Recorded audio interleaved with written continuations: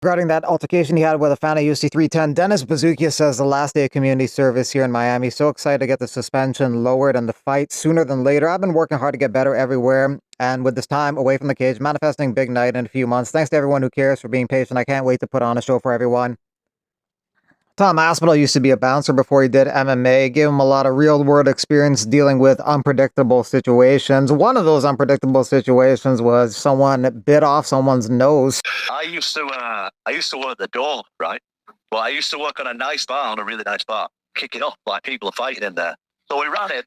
As we ran it, a guy is biting another guy's nose off. He went to spit it out. As he was going to spit it out, his friend said, "Don't spit it out because he'll be able to sew it back on." So the guy had swallowed his nose. Oh my. You rather swallow or spit, girl? The methylene blue ciggies. A secret sauce. Pre-run. Money Boy Conor thinks 155 is arguably the toughest division because a lot of guys who are touted as prospects and future stars end up getting washed out. I want to talk about the 155 division. Did you watch Guran? He was dominated by the Brazilian guy. Dominated. But let me tell you something. That's the problem with 155. I remember a couple years ago when he went to the UFC for the first time, everybody was saying, this is the next Khamzat, this is the guy, this is... Brother, this division is so competitive. So good. Guys that people say, this guy is going to be champion, they don't last 2-3 years in the UFC. It's you know, insane. so put some respect on Money Moicano's name, my brother. Yes. I have been on this game for 11 years, always fighting the best. Yeah. I lost, I come short on the last fight, but whoever gets this next gonna be in trouble. Okay, Dariush? See you soon. See you soon, boy. See you soon.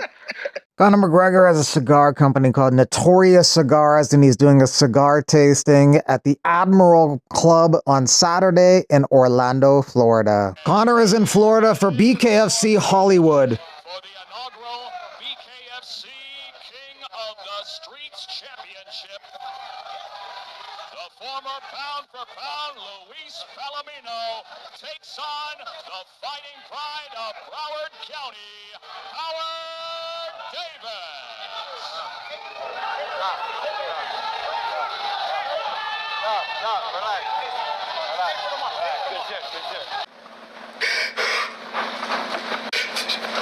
There were 3 people right there. Take a deep breath, pal.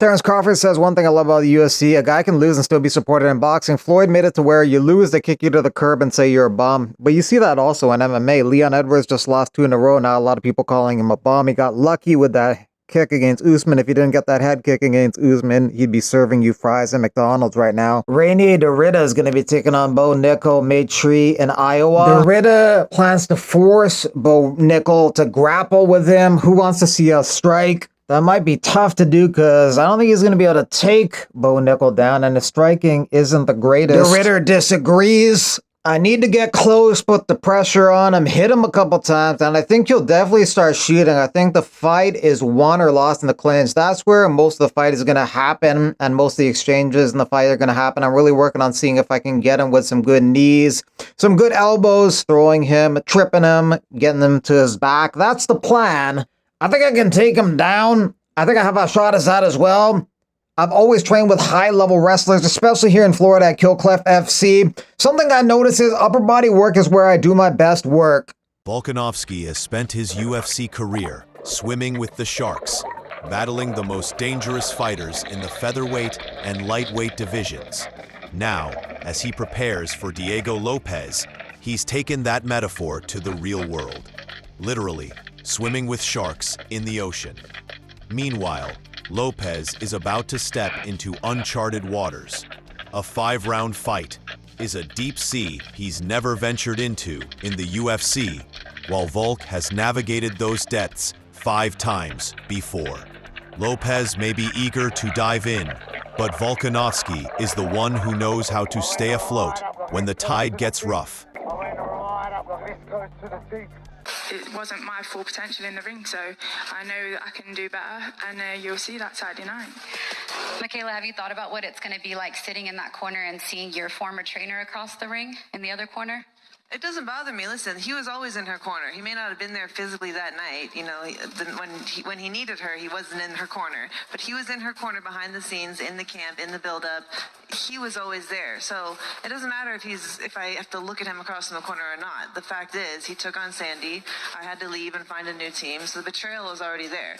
But ultimately, I moved on. I'm fine. I'm content. I'm happy, actually. I'm thankful for Sandy. You guys are perfect for each other. And I think that I've leveled up 100% with Kofi in my corner. And I couldn't be happier with the decision. It was literally a blessing in disguise. I'm glad it happened.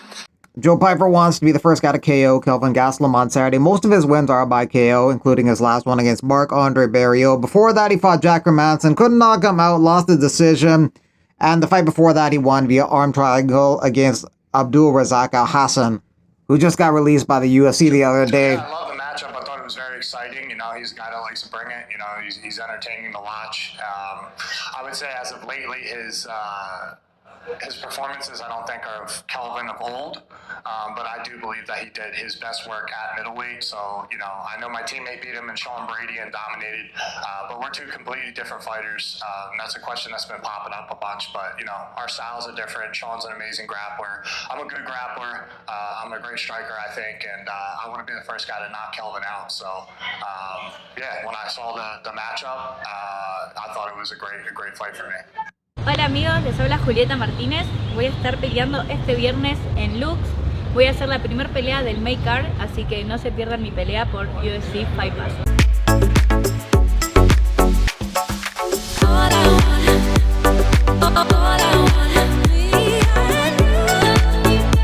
Who's my favourite athlete in the UFC? There's been someone lately who's been tickling my fancy. His style is phenomenal and I love to watch it. It kind of reminds me of an old school Conor McGregor. His name is Mauricio Hufi. He's from Sao Paulo, ele brasileiro. His style is beautiful. I think his movement is next level and I'm excited to see how his career unfolds now, but he's absolutely one of my favourite fighters in the UFC right now.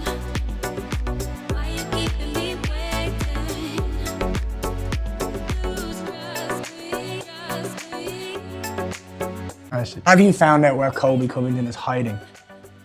I don't need to. It's blatantly obvious the man has no want to fight me. I've told you. You know when you're a kid and you watch a horror film and you never want to watch a horror film after that because you know what it does to you and you know the way it keeps you up at night and you start to fear and panic and you look down and you see dark and that's what happens in Colby's mind when he thinks about me. Like, what is the appeal of watching a dude beat a woman? What is that about? There's never been something that's ever really just entered my head. I mean, probably not something. And you know something, now that I think about it, you've actually done it. Yeah, right, yeah, okay. I figured that was implied within that question. Step into the cage, feel the heat rise. This is our stage, victors on the line. Punches fly.